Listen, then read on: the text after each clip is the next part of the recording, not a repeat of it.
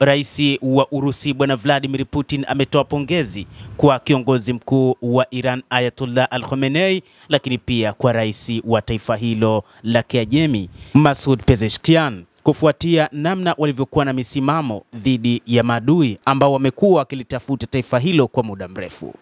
Ikulu ya Kremlin imetangaza katika taarifa yake kwamba Rais Vladimir Putin wa Urusi ametuma salamu za pongezi kwa kiongozi wa serikali ya mapinduzi ya Iran Ayatollah Al-Khamenei na Rais Masoud Pezeshkian wakati ambapo anaukaribisha mwaka mpya wa Uajemi.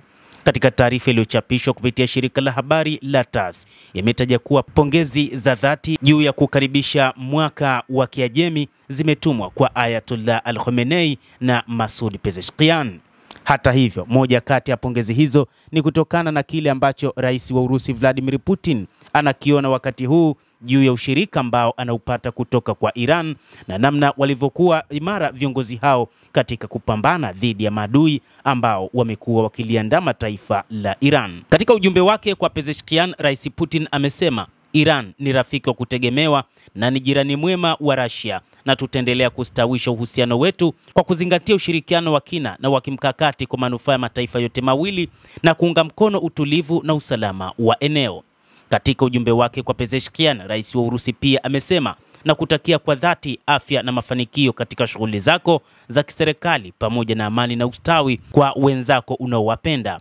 Vyombo vya habari vya Urusi pia vimeripoti kwamba Putin alituma salamu tofauti za pongezi kwa marais wa Azerbaijan, Kazakhstan, Kyrgyzstan, Tajikistan, Turkmenistan na Uzbekistan wanaosherehekea mwaka mpya wa Kiajemi. Ushirikiano baina ya Urusi pamoja na Iran unazidi kukua, wakati katika kipindi cha mwezi Januari wamesaini mkataba uliotiwa saini na rais wa Urusi Vladimir Putin na Masoud Pezeshkian mnamo Januari 17. Uliwasilishwa kama mafanikio katika uhusiano kati ya nchi hizo mbili ambazo pia ni wanachama wa BRICS.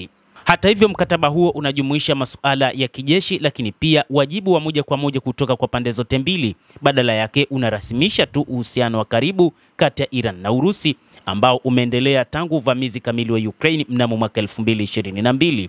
Hata hivyo, wazo la makubaliano ya kimkakati ya ushirikiano kuchukua nafasi ya mkataba mkuu wa mwisho kati ya Iran na Russia ni mwaka 2001 liliibuka kwa mara ya kwanza mwaka 2020. Hapo nyuma rais alimaliza muda wake wa Iran Hassan Rouhani alikuwa akitafuta mafanikio ya sera za kigeni baada ya kushindwa kuboresha uhusiano wa nchi za magharibi, na akaamua kutafuta mfululizo wa mikataba mikuu ya ushirikiano wa shirika wa kimataifa wa nchi hiyo. Lakini mkataba wa kwanza kati ya huu ulitiwa saini na Uchina mnamo Machi 2021, na makubaliano hayo ya miaka 25 yaliambatana na shamra nyingi, yakianzisha hadithi kuhusu dola bilioni 400 za uwekezaji wa China na China kukodisha visiwa katika ghuba ya Uajemi. Lakini uhusiano kati ya Urusi pamoja na Iran ni uhusiano ambao ni wa dhati kama alivyosema rais wa Urusi Bwana Vladimir Putin, hususan katika nyakati hizi ambazo Urusi imeapa itailinda Iran kwa namna yoyote ile, hasa katika kipindi ambacho Marekani pamoja na Israel zinawaza moja kwa moja kufanya shambulizi katika maeneo ya miundombinu ya nchi hiyo ya Iran, ile ya nyuklia.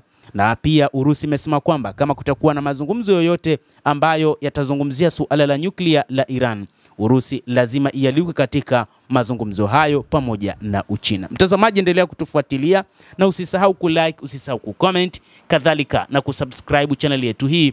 Utakuwa ukipata habari hizi kwa mapana hapa The World News. Mimi ni Adam Hussein, endelea kuwa nasi wakati wote, endelea kutufuatilia.